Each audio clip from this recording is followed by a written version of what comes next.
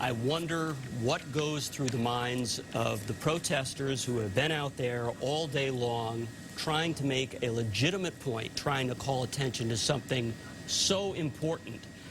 And now to see all the attention diverted to what we're looking at now, as we appear to be looking at a store being broken into and looted right now. That's a live picture you're looking at. Yeah, that looks like Newbury Street, and yes, that's a I huge agree. problem. Yeah, that's a huge problem. You can see people running on all floors inside. There will be a rapid response there. That is something that you can't allow to happen, and these guys need to be locked up. There needs to be a very strong police response to this. Right, but in the minutes it takes to get over there, most of these characters will be gone. Correct? Well, they'll try, but there's a lot of cops out there right now. Yep. Okay. Again, back to the point we were talking about. I mean, as many of these demonstrators today said, they didn't want violence. They didn't want what they had seen in other cities because they felt like it would, filter their point. And here we are, focused on the violence of what, in the big picture, is by a few. Right. It really is.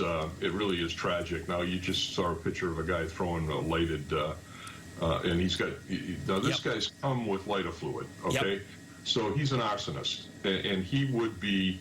He's the guy that they really have to track down, and then not only arrest him, but find out where he came from. Find out what his motivation has been. Is he a local guy? Is he somebody who's come in from another state? Is he part of these troublemakers? That's what they really need to do. How hard is that to do, Ed? How hard?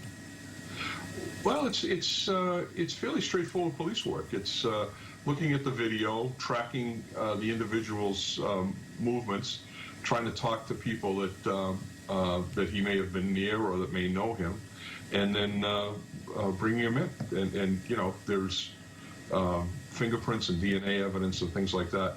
When you concentrate on one act like that, that fire was put out by some decent bystanders there who didn't want to see the place burn. Yep, I saw that.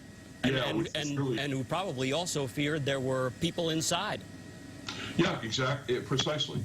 But it's amazing the back and forth and the flow of good deeds and bad deeds that you see in a mob like this. But because these guys have broken away from the main crowd and the police are engaged elsewhere, they're taking advantage of this.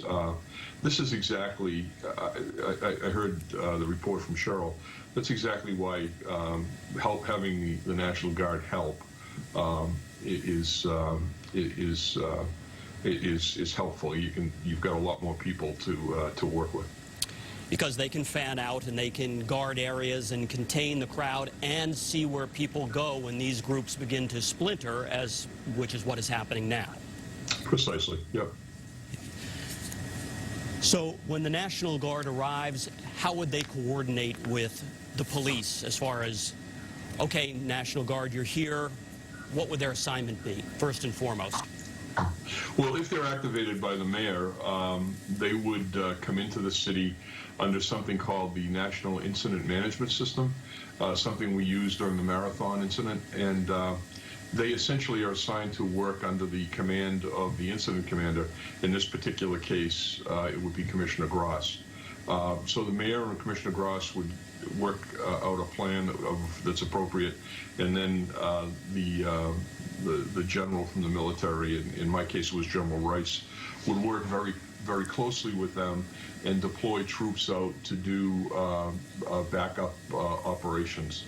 But the duties and responsibilities can range depending on what the governor and the mayor want. So it all depends on how long this goes on and what we're facing in the coming days. Okay.